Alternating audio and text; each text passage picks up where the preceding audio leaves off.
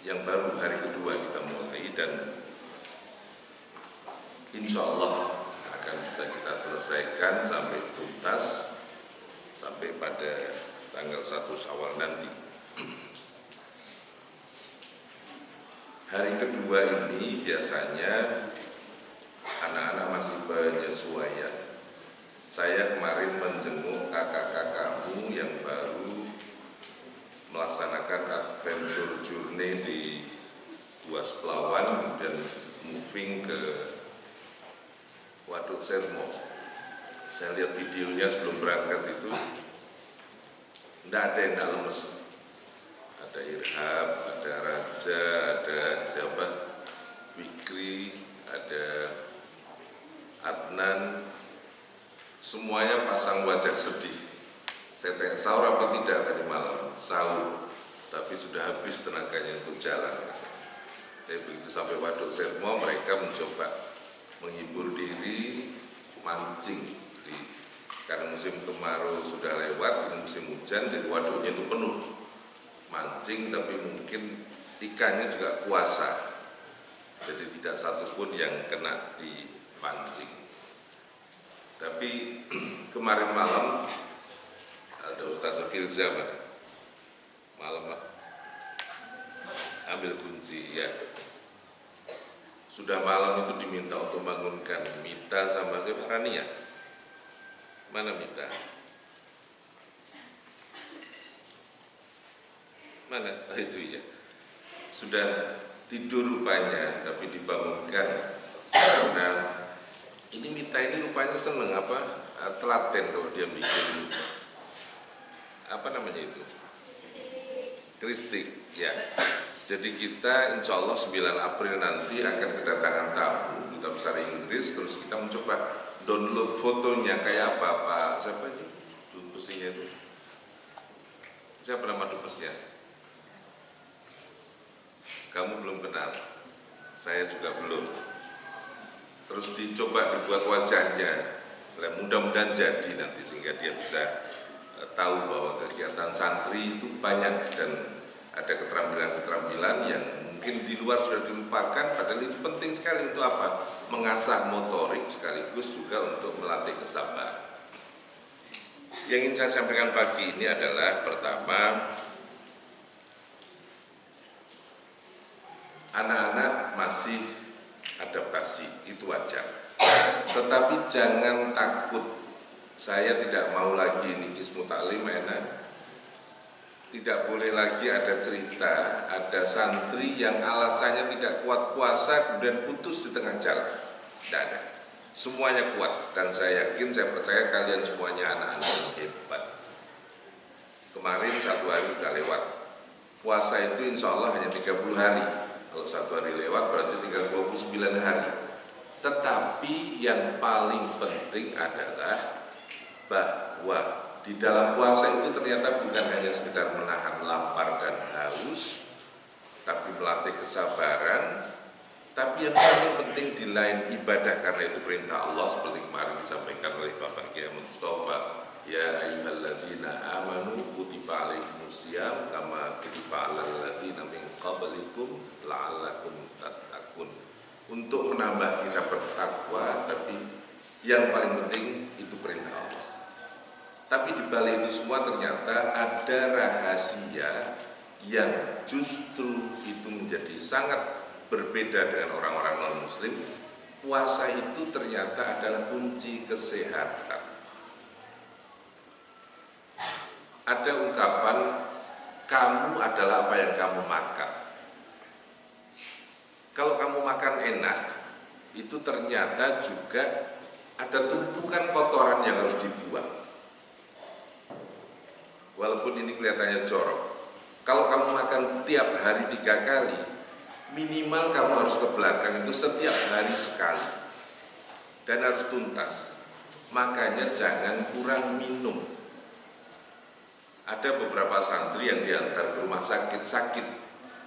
Ternyata ketika ditanya bagian kesehatan yang mengantar, kenapa sakitnya? Katanya kurang cairan, dehidrasi. Kok bisa? Padahal di Babelan insya Allah semuanya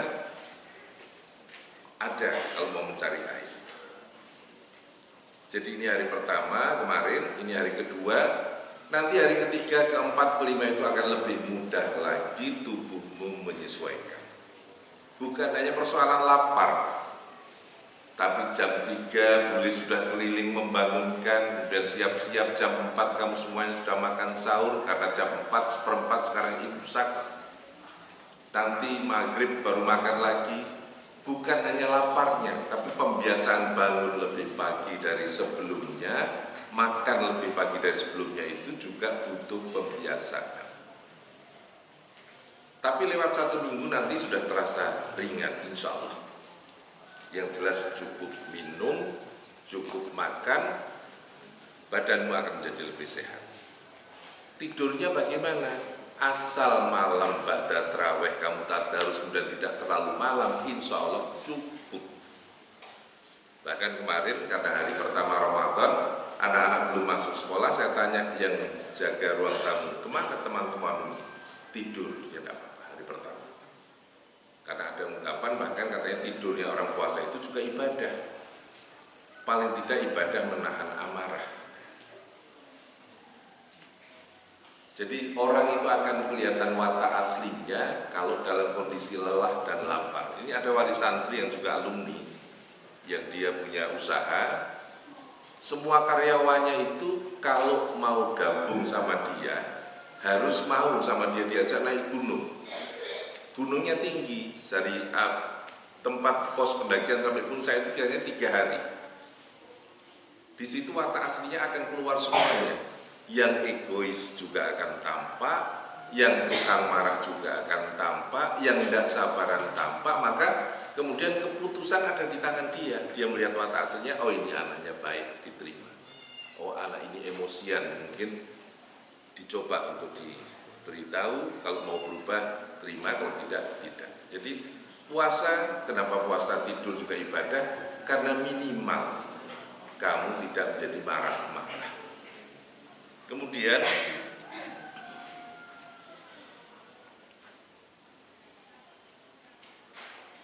saya sering menyampaikan pada anak-anak, Allah dalam Al-Quran tegas menyampaikan, wa ma khalaqtul jinna wal insa illa liya'budun. Tidak saya ciptakan jin dan manusia kecuali untuk menyembah kepada, untuk beribadah kepada. Dan ada lagi ungkapan yang lain, khairun nasi anfa'uhum lin nasi. Manusia hamba Allah, makhluk Allah yang paling sempurna. Ini tadi apa namanya? Ada yang naik ke masjid warna merah tadi apa namanya?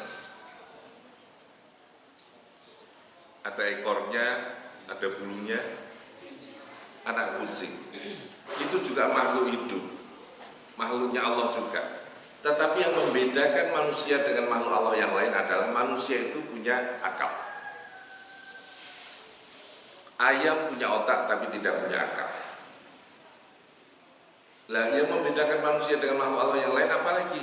Manusia punya akal dan bisa berpikir tapi sekaligus punya nafsu. Puasa salah satunya adalah cara manusia untuk melatih mengendalikan nafsu.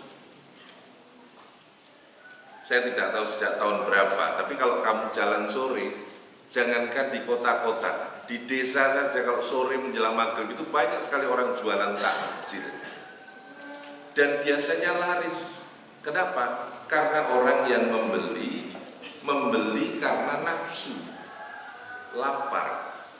Dari sahur belum makan, kemudian lihat makanan, es buah seger, kemudian ada kolak, mungkin ada makanan-makanan ringan, semuanya menarik. Tapi kamu mungkin lupa, begitu masuk maghrib, adzan, Allahumma laka sumtu dan seterusnya, kamu minum 1 gelas saja ternyata perutmu sudah terasa penuh. Makanan belum makan nasi, baru takjilnya saja ternyata nampaknya sudah penuh.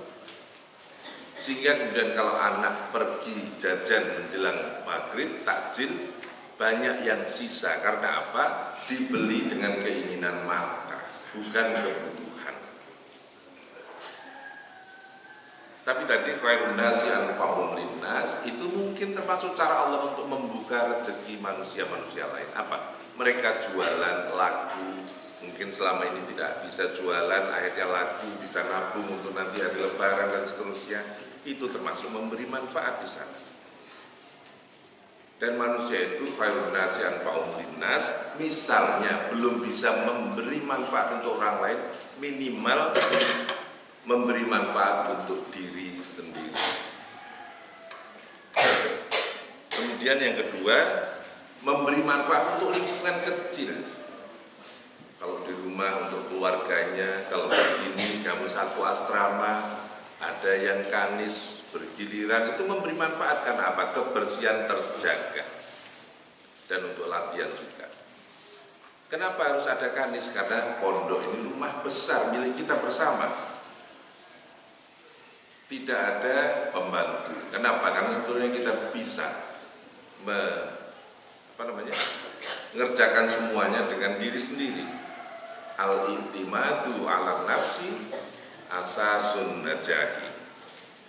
Kemudian kalau sudah memberi manfaat pada diri sendiri, pada lingkungan kecil, pada tetangga, pada siapa lagi? Nanti akhirnya kamu kalau sudah lulus pesantren, belajar lagi, setelah ilmu cukup, kamu bisa memberi manfaat pada masyarakat dimanapun kamu berada. Kamu bisa memilih peran yang tepat di masyarakat sesuai dengan bakat dan kemampuan dan memberi manfaat di lingkungan di mana kamu berada. Dan syukur-syukur kalau kamu punya kemampuan lebih baik lagi, kamu bisa memberi manfaat untuk negara. Kira-kira kalau saya tanya pada anak ini siapa? Fahri, siapakah alumni Pabelan yang sudah bisa memberi manfaat untuk negara? Jawab. Bu Siti Ruhaini salah satunya. Karena apa? Sekarang dia adalah duta besar Indonesia untuk Uzbekistan. Yang lain siapa?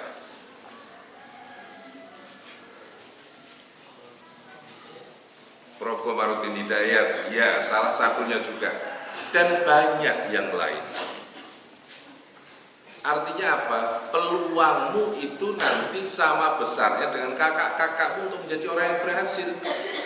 Tapi yang saya takut, kemarin saya dengan direktur, dengan pengasuhan saya bicara, ada ungkapan yang disampaikan oleh Ibnu Khaldun yang hidup pada abad ke-14 dulu.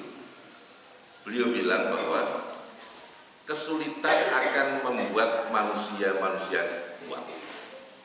Manusia kuat akan membuat kesulitan itu menjadi mudah. Tetapi kemudahan akan membuat manusia menjadi lemah. Jadi kayak roda berputar begini. Nah sekarang ini anak-anak semuanya insya Allah hidup dalam kemudahan. Yang saya tidak ingin adalah kemudahan yang ada ini jangan sampai melemahkan kamu. Minimal semangat belajar. Kita punya panca baca Al-Quran, baca buku, baca diri, baca pengalaman, baca situasi. Kenapa baca Al-Quran? Apalagi di bulan Ramadan, waktunya yang paling baik untuk kamu banyak-banyak membaca Al-Quran. Mengapa? Karena semua tuntunan hidup manusia ada di dalam Al-Quran. Kalau kamu punya masalah, tanya ke semua orang, tidak ada yang bisa jawab. Kamu cari ke dalam Al-Quran, pasti ada jawabannya. Yang kedua, baca buku. Kenapa? Karena buku adalah jendela dunia. Buku sekarang lebih mudah lagi diakses karena bukan hanya buku cetak yang bisa kamu baca, tapi buku yang bisa kamu download dari internet. Kemudian baca Al-Quran, sudah baca buku, sudah baca diri. Saya baru baca artikel tadi, biasanya di luar, di pesantren mudah-mudahan tidak, anak perempuan yang mudah menjadi korban penipuan itu anak SMP. Kenapa? Karena dia baru mulai remaja, belum dewasa. Dibilang anak-anak tidak mau, tapi dewasa juga belum sampai umurnya. Yang dia lihat itu biasanya hanya yang di permukaan. Maka di luar banyak terjadi anak SMP ini kemudian terjerumus karena dirayu. Anak perempuan dirayu oleh mungkin lelaki untuk apa? tergoda, kemudian kebablasan. Maka hati-hati kamu. Karena apa? Memang ada masa-masa yang disebut puber, masa remaja. Dibilang anak-anak tidak mau, merasa sudah paling tahu, paling paham, dan paling ngerti, padahal justru kamu baru mulai melihat dan yang kamu lihat di permukaan. Hati-hati. Putra juga mirip. Kadang-kadang kamu melihat sesuatu yang di permukaan, belum yang hakikatnya. Maka baca diri ini penting. Kamu harus tahu kelebihanmu apa untuk dikembangkan maksimal. Tapi kamu juga harus sadar kekuranganmu apa. Untuk apa? Untuk diperbaiki. Yang keempat, baca pengalaman. Yang kelima, baca situasi. Kemudian tadi kaitannya dengan manfaat tadi. Saya ingin menyampaikan juga bahwa kalaupun kamu belum bisa memberi manfaat pada orang lain, jangan mengganggu, minimal jangan mengganggu. Ada temanmu belajar, kamu ganggu, tidak boleh.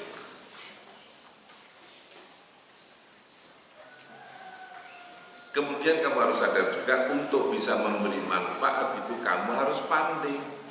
Untuk pandai harus belajar. Karena tidak ada cerita orang hidup kemudian otomatis menjadi pandai tanpa belajar, tidak ada. Jadi kalau belum bisa memberi manfaat jangan mengganggu. Untuk bisa memberi manfaat harus pandai, untuk pandai harus belajar, tidak ada yang instan. Kemudian untuk belajar dibutuhkan apa? Niat yang kuat. Maka orang sering bilang jangan melihat ke atas, nanti kamu menjadi susah. Tapi kalau untuk kaitannya keilmuan, kamu boleh melihat ke atas. Lihat kakak-kakakmu yang sekarang sudah berhasil mencapai jenjang tertinggi di dalam akademik. Dulu, tahun 72, Kiai Hamam itu mengundang banyak orang, tokoh pendidikan ke Papela. Di dalamnya ada Gus Dur, yang kemudian menjadi Presiden Indonesia setelah Pak Habibie. Kemudian ada Nurholis Majid, tapi Nurholis Majid dulu belum profesor doktor, belum ada gelarnya. Kemudian ada Pak Zamroni, satu-satunya yang ada gelar dulu Pak Zamroni. Gelarnya apa? Sarjana muda, Zamroni BA. Ada masih kaset rekaman ketika pertemuan itu, saya simpan itu, saya muter-muter. Pak Zamroni BA yang baru sarjana muda waktu itu dengan Cak Nur, Nurholis Majid, Gus Dur segala macam itu. Ternyata diskusi mereka lebih berat daripada anak-anak sarjana sekarang. Di mana? Di sini. Kelasnya di mana? Sekarang gedung Armada, tapi dulu kelas bambu, hanya separuh dindingnya, atasnya kosong. Mereka diskusi di situ tentang pendidikan Indonesia masa depan. Sekarang yang sudah doktor banyak, tapi kalau sekedar akademik saja tanpa kamu mengisi dari tempat yang lain, percuma. Kemudian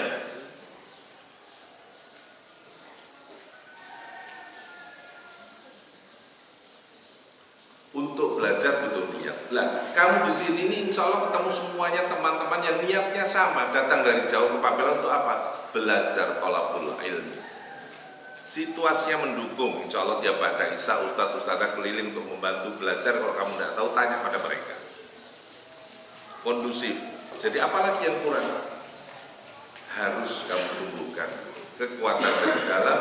Saya harus pandai. Berteman boleh, tapi ini ada beberapa misalnya sampai di luar. Kemarin saya sudah cerita, ada ibu-ibu marah pada satu pesantren karena anaknya digundul. Anaknya digundul karena merokok. Anaknya sudah tahu di Pabelan juga kalau kamu merokok pasti digundul. Karena apa? Tidak ada sebenarnya orang tua yang suka melihat anaknya merokok. Karena merokok itu kalau kamu belum bekerja, sombong, uang kok dibakar-bakar. Dan ternyata untuk kesehatan sudah terbukti bahwa merokok tidak sehat. Maka kalau ada pesantren Pabelan sampai kok digundul tidak siap, seperti kemarin itu ada santri kelas 6 mau digundul tidak siap katanya, susah, tidak usah di Pabelan. Saya lebih baik dia pulang. Kenapa? Karena kasihan kalau di Pabelan kelamaan justru dia hanya buang-buang umur. Kemudian bahasa Jawa itu yang ada yang bilang, wong urip kuwi sawang sinawang. melihat orang lain itu seolah-olah lebih enak, padahal tidak ada yang lebih enak dan tidak ada yang lebih tidak enak. Semuanya tergantung kalau kamu mensyukuri nikmat Allah pasti enak. Tapi kalau kamu ngeresuloh, sudah diberi kesehatan lahir batin, sudah ada rumah untuk tidur, sudah ada makanan untuk dimakan, kamu masih belum bersyukur, masih membanding-bandingkan, itu sumber penyakit. Jadi semuanya yang paling penting adalah bagaimana kita bisa membedakan kebutuhan dan keinginan dan bisa mensyukuri apa yang sudah diberikan Allah pada kita. Ini siapa yang pakai baju putih ini? Ya, siapa namanya? Min aina. Apa bedanya kebutuhan dan keinginan?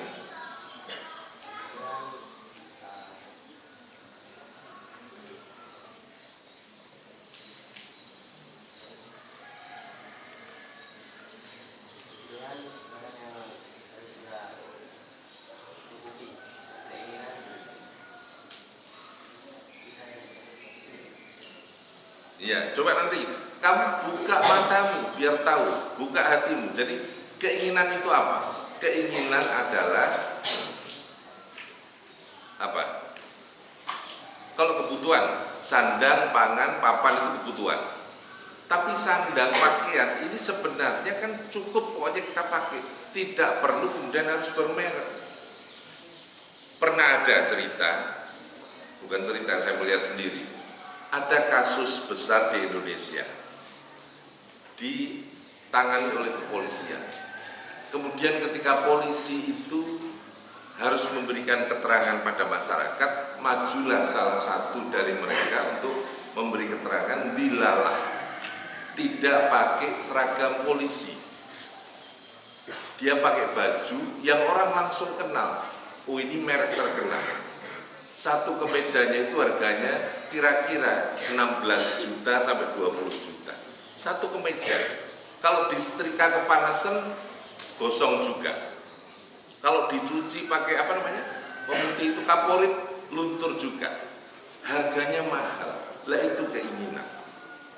Bermewah-mewah. Akhirnya apa? Dan dikritik oleh masyarakat dan akhirnya minta maaf juga. Jadi kita harus bisa membedakan keinginan dan kebutuhan. Kemudian saya ingin mengingatkan anak-anak ini semuanya adalah bibit unggul. Sudah berada di tempat yang tepat, tapi kenapa kadang-kadang ada yang dihukum? Kamu tahu juga tanaman itu untuk bisa subur kadang-kadang harus dipupuk, dan pupuk itu kadang-kadang bentuknya adalah kotoran hewan. Tapi nanti tanaman itu menjadi subur. Kamu mungkin kalau di sekolah luar tidak akan ada yang memperhatikan solah bowomu namun itu apa? Sikapmu. Sing penting masuk sekolah, absen, ujian ada, nyontek pun dibiarkan, di pabelan tidak, salah langkah kamu akan ditegur. Dan teguran itu mungkin menyakitkan, tapi insya Allah itu justru akan membuat kamu sadar bahwa ternyata kita hidup bermasyarakat itu memang harus empan papan, tepo, seliro, empati dan seterusnya. Jadi saya ingin mudah-mudahan mumpung bulan Ramadan anak-anak semua bisa belajar untuk lebih peka terhadap lingkungan, lebih menyadari bahwa ternyata nikmat Allah yang sudah diberikan pada kita itu tidak putus-putus dan tidak habis-habisnya, sudah sangat banyak. Tinggal bagaimana kita mensyukuri nikmat itu sehingga kita kemudian menjadi hamba Allah yang lebih baik. Karena anak-anak pasti ingat sering diumpamakan oleh para penceramah itu, ada binatang namanya ular, ada binatang namanya kupu-kupu. Mereka berpuasa. Ular itu kalau sudah makan ibarat sahur, nanti sekian waktu lamanya tidak makan. Kenapa? Karena yang dia makan juga binatang hidup-hidup. Tikus ditelan itu masih hidup, butuh dicerna lama. Puasa. Tapi selama puasa ular ini diam, nanti begitu sudah selesai puasa masih tetap ular juga. Berbeda dengan kupu-kupu. Kupu-kupu itu kalau puasa menjadi apa? Kepompong. Setelah puasanya selesai, keluar sudah bukan ulat lagi, tapi sudah menjadi kupu-kupu yang siapapun insya Allah berani untuk berdekatan. Beda dengan ulat.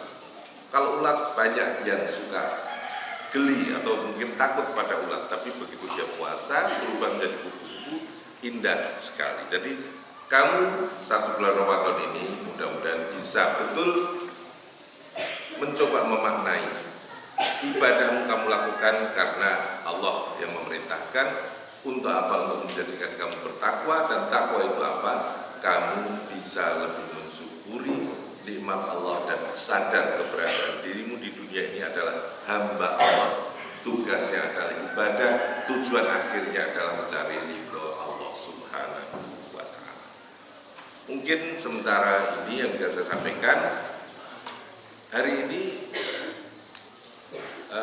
anak-anak pindah ke gedung bupati kapan? Belum. Yang di presiden rencananya Sabtu besok sudah pindah, belum? Coba hari ini saya minta Ustadz BK nanti tanya ke direktur yang di presiden itu kapan pindah ke gedung bupati, dan kalau sudah pindah ke sana nanti mungkin akhirnya semuanya juga akan pindah, tapi barangkali setelah nanti Syawal baru pindah semuanya, tapi minimal yang ada di 2 kamar presiden itu kita pindah dulu karena kemarin itu kelas sementara. Kenapa sementara? Karena pindah ke sana hanya ketika gedung bupati direnovasi. Ini saya mendengar juga bahwa besok insya Allah pengurus OPP baru sudah akan melaksanakan kegiatan leadership training. Setelah itu kemudian nanti akan ada musyawarah kerja dan seterusnya. Bagi waktu yang baik, walaupun kamu puasa insya Allah tidak akan menjadi halangan, karena semuanya sudah insya Allah. Kalau kelas 5, kelas 4 yang sudah menjadi pengurus ini sudah beberapa tahun melaksanakan puasa, jadi tidak ada masalah. Walaupun puasa, tidak makan, tidak minum, yang jelas asal tidurmu cukup, istirahatmu cukup, sahurmu, minumnya juga cukup, bismillah, insya Allah semuanya bisa berjalan dengan lancar. Ini saja, semoga Allah memberi kita nikmat yang terus bisa kita syukuri, dan anak-anak semuanya bisa menjadi anak yang fokus belajar, seperti doa kedua orang tua menjadi waladun saleh bintun salihah. Billahi taufiq wal hidayah. Assalamualaikum warahmatullahi wabarakatuh.